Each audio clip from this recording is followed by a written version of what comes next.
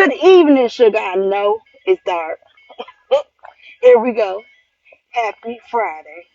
We made it. Okay.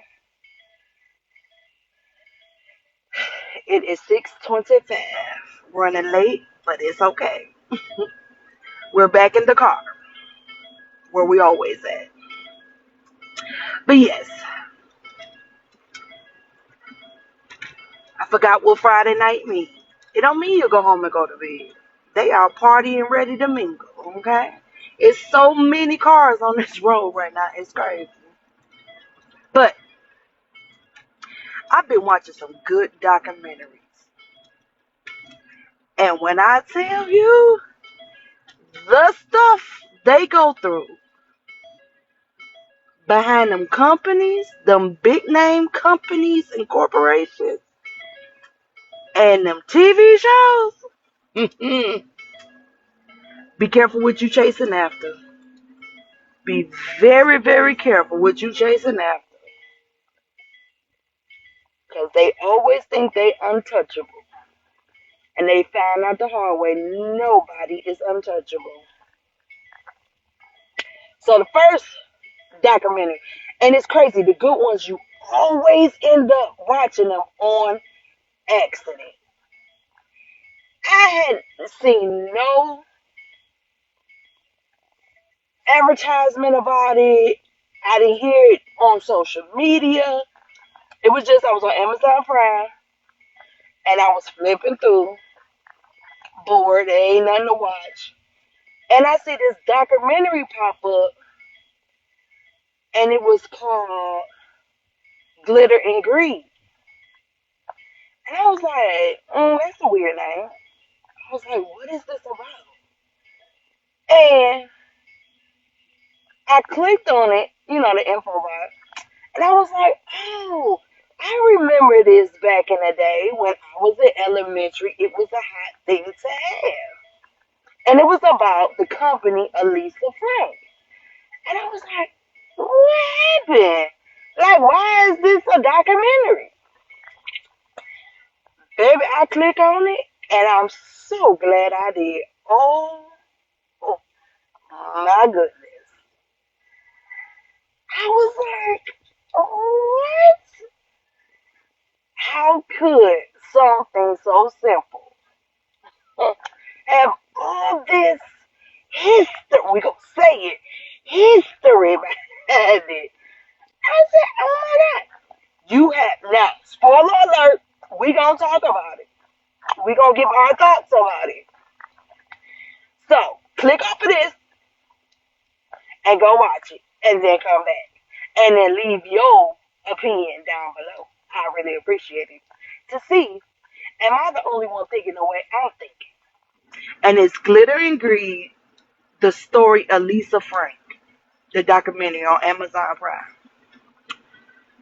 So if it ain't the exact, please forgive me because I don't have it. But it was some. I do reckon it was Glitter and Greed, the Lisa Frank story documentary on Amazon Prime. So it starts off how she began. Now her background, she's from Michigan, Bloomfield Hills, and she went away to college and she ended up in Arizona. And after college, she fell in the world of stickers. Stickers were real popular. They had the sticker book. That was the thing. I had me a couple sticker books, okay? That's that was today's ultra. Like we couldn't go put tons of makeup on our face and do all that. So the sticker book was ultra, okay? That was our lip gloss, eyeshadow, and all that. We carried around a sticker book. So she got wind of how popular little girls like stickers. So she developed a sticker and she got in the lines of that. And then from the stickers, it became school supplies. How school supplies were born. I ain't gonna lie.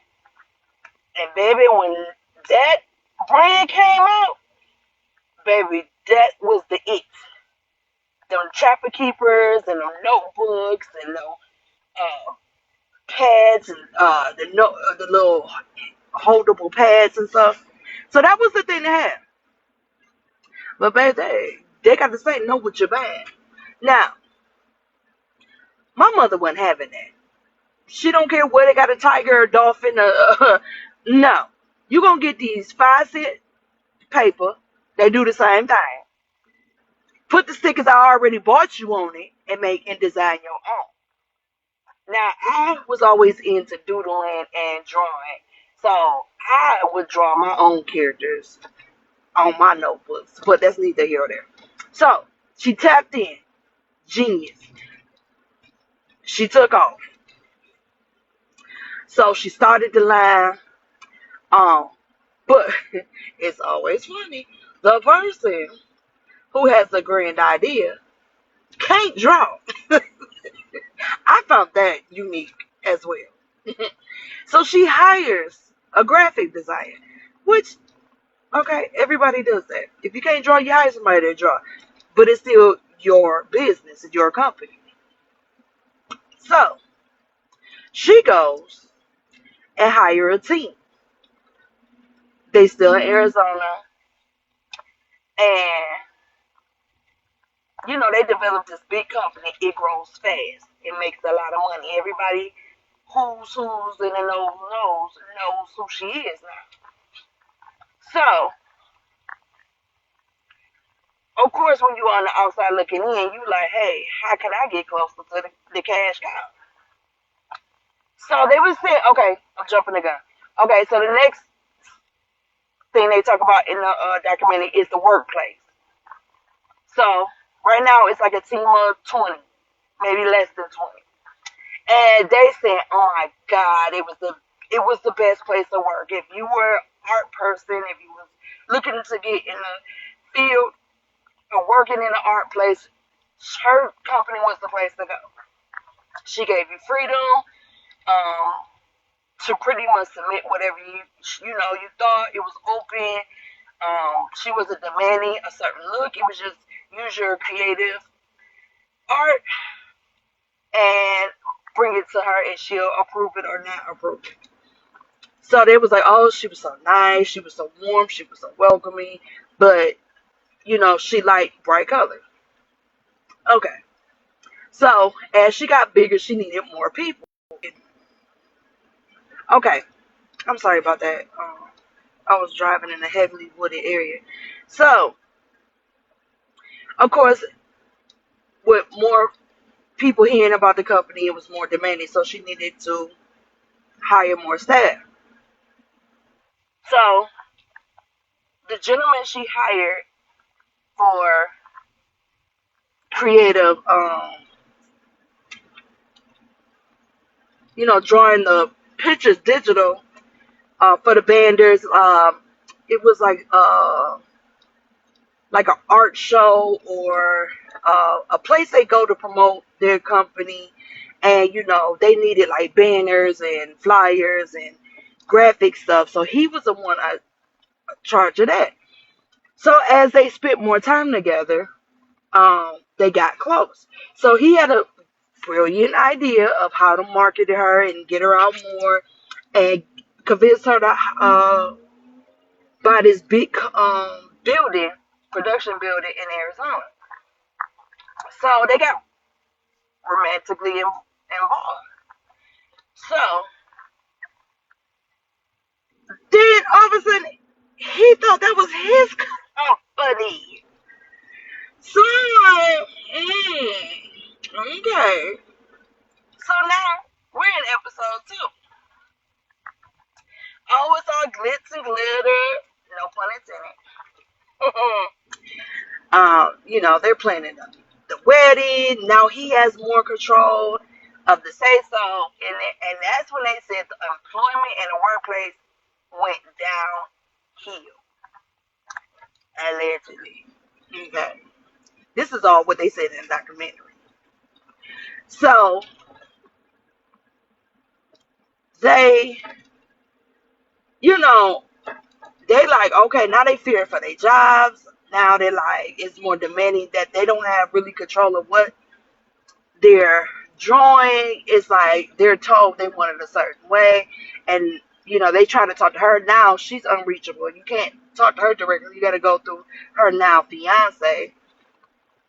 And hello, we talking about documentaries of Amazon Prime, the Glitter and Greed, the Lisa Frank story. So now everything got to go through her fiance. He's approving and disapproving of everything. And the employees are getting frustrated, and they like, okay, well, we used to doing it a certain kind of way, and they like, these days are over with for doing it that way. So now it's up to the wedding, and they like, oh, well, it was rumored they were dating, so they confirmed they're dating, and they're about to get married. So they get invited. The employees get invited to the wedding, and they was talking about how glamorous it was. It was the who's who's, and it was luxury, and just they were amazed at it. And then they said after that wedding, they no longer saw her anymore. Because of course, they got married, they had kids, so she stayed home with the kids. So it was just him 100% in that company. I'm like, what is going on? And it's like, okay, if you're not advocating for yourself, nobody's gonna stand up for you. And let them tell it, they wouldn't even make it good money. So you're dealing with all this work abuse, and the pay don't match. Like they talking about how they were having Italian suits and alligator shoes and leather shoes and all the glamorous stuff when they're on food stamps. Like they were barely making $5 an hour, and this was back in in the 90s. So things weren't even that expensive, but they were talking about they didn't have no money to live. Like people with 2 or 3 kids had to go get second jobs after working 8, 9 hours a day. And I'm like, oh my God. And they did that for years until they just couldn't take it no more. It was like it was between their family and losing everything. And that's when a lot of people walked away and was like, okay, I can't do this no more. This is like I'm losing everything I ever had. And these people had came from good jobs, but they heard the name and they heard that it was just an amazing workplace until they got it in the workplace. So that lasted, how long did they stay married? They stayed married for a nice amount of time. And it was HR for me. Not HR, of course. See now, oh, I don't regulate this. And of course, you're not going to say what horrible things allegedly somebody made you do or what you were really doing because of legal. But we all know how these companies are ran. And HR think they head in charge. And they think they're the favorite and they think they're untouchable. Until you find out what's your position and what you really worth to that company. They was reading her down. They would say everything she would do, how she treat them nasty, how she would get nice and nasty to them. And I believe it. Because of how all of a sudden she don't remember nothing. But all she remember is how she got treated at the end. Why would they treat you at the end? And as you say, when you were firing people, you know how people feel when they get fired. Oh, that's the name of being the bad guy. I was there to do a job, and nobody wants to be the bad guy. Okay, if that's the case, why are you saying you were treated unfair? It wasn't just you, but now what they say, the shoe on the other foot. Now, of course, have I had to do things that I wasn't proud of? Maybe some could say, but the way I was treated, no one should ever. Like, girl, bad. You reap what you sow, and you dug a ditch, and you had to fall in it too. And so now everything comes out with a nasty divorce. And I love a good entanglement, okay? Big, big. When I say all gloves was off, now, of course, in this documentary, she never appeared. She never told her side. It was always he say, she say. So we'll never know what her thoughts on it. And rightfully so. What you coming out for? People already know what happened. So you come up here and a lie, and that the proof. They had proof. They showed their proof. And all they kept showing was that irritated genetic statement she made. She wished everybody well, and the company is growing more than ever, and can't wait to see what's new to come. So they kept flashing that on her behalf of what she thought her statement. Baby, when that ex-husband came on, and that was like the middle of episode 2 and episode 3, it got deep into his story. When that ex-husband got in there, I said, oh my goodness, it's rare you see a hostile husband trying to milk in the marriage for all they got.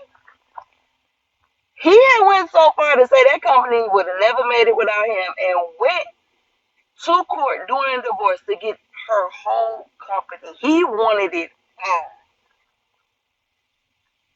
He wanted. Now, I feel that it would have been only fair. She gifted him 25% of that company in stock. That was the gift. You should never do something that, even as a marriage, you don't know how that marriage gonna fall. So why would you give somebody 25% of that company because you love them so much? You love coming up.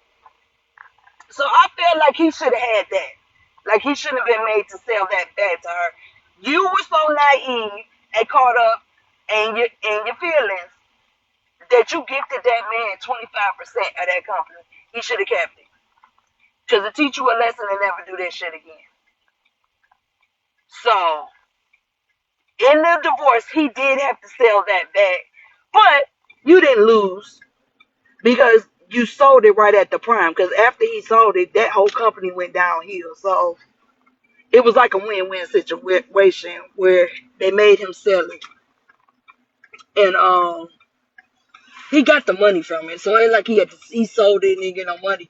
He got what it was worth at that time. But I understand that was a major company back then. And he probably lost more than what he sold it for because of the stocks in it and what it was producing at the time. But the judge did make him sell his stock, sell it back to her.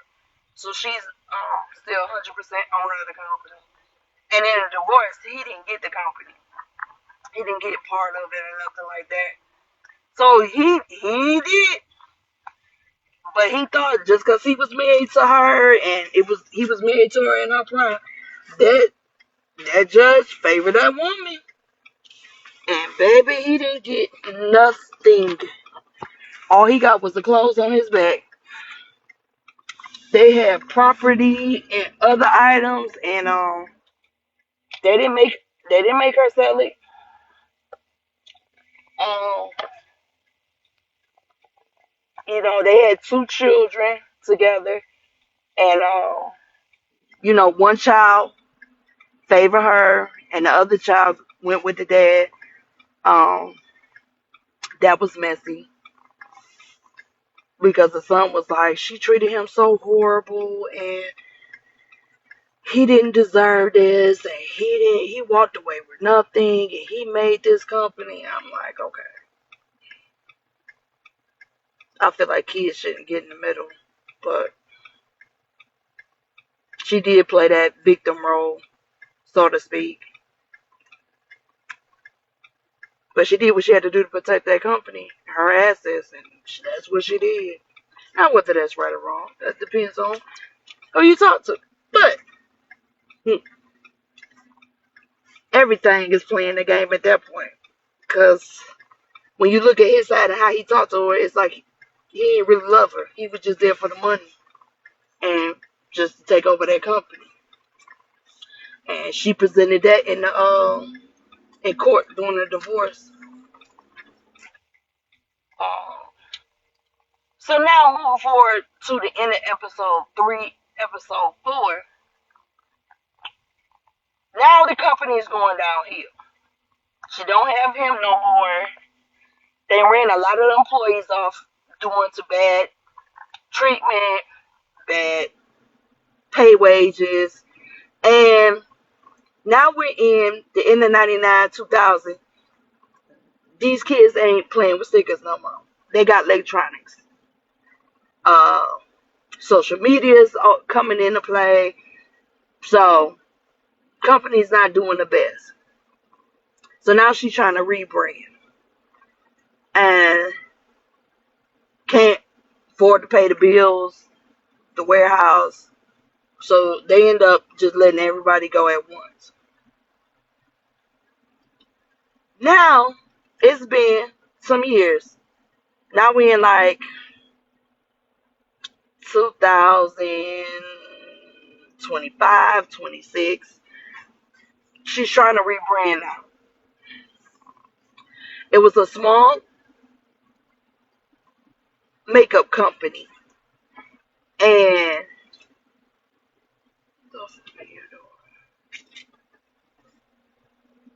what the hell?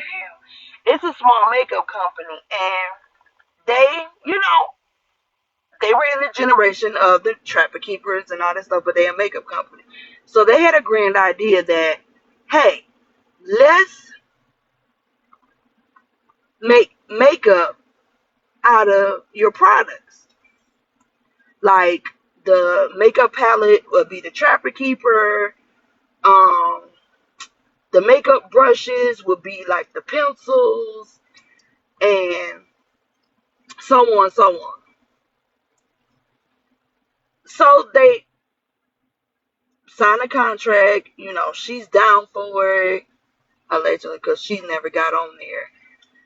So they got the paperwork where she signed everything, and they were doing okay. Like they had just broke where they were seeing money. They put up so much money up front to where they had certain stipulations. She still had complete say so of what goes out when it gets signed off, when you can start selling it.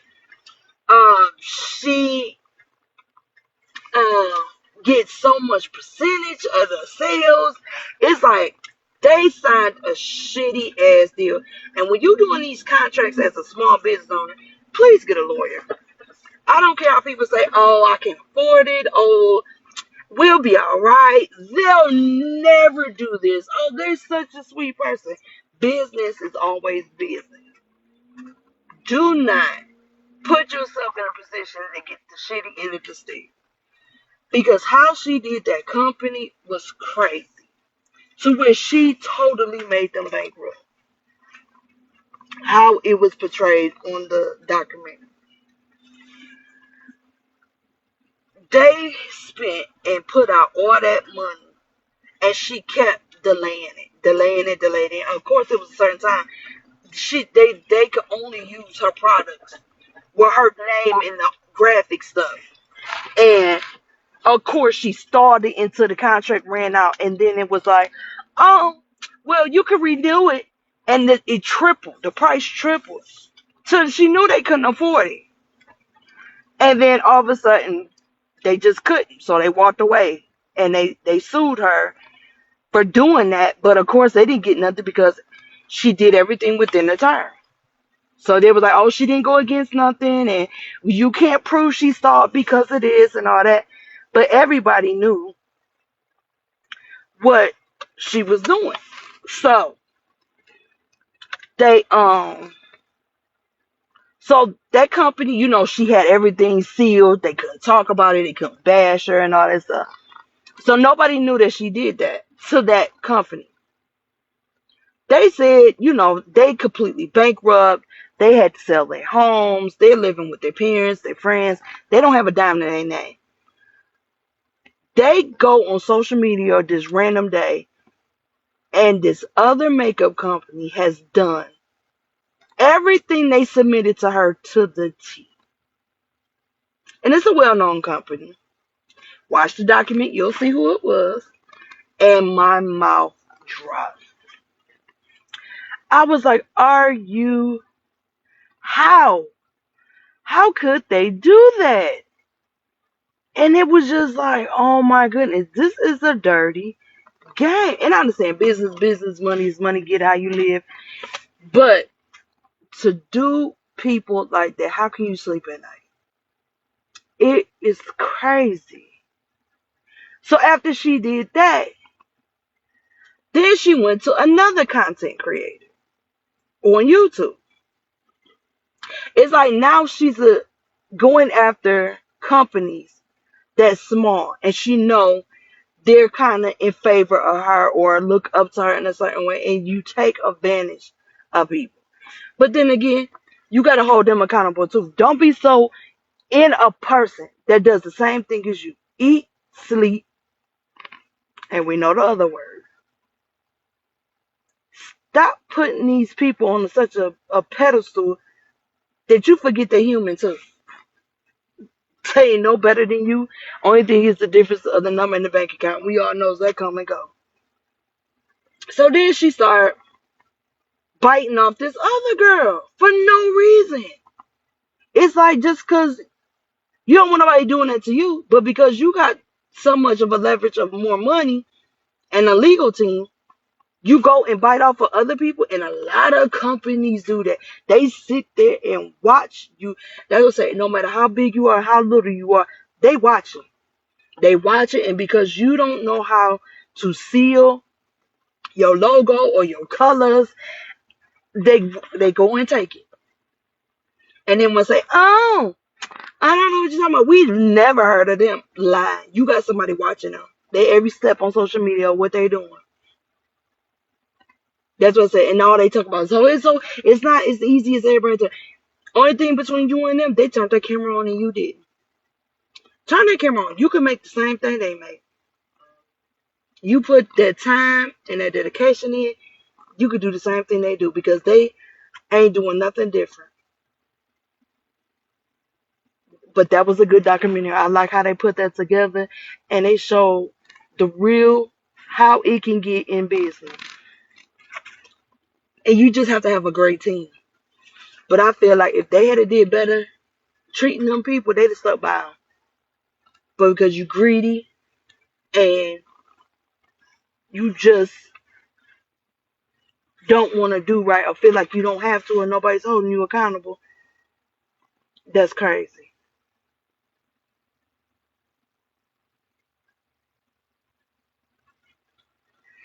But I enjoyed the documentary. That was a real good documentary. I might watch it again. But yeah, definitely gotta watch that documentary.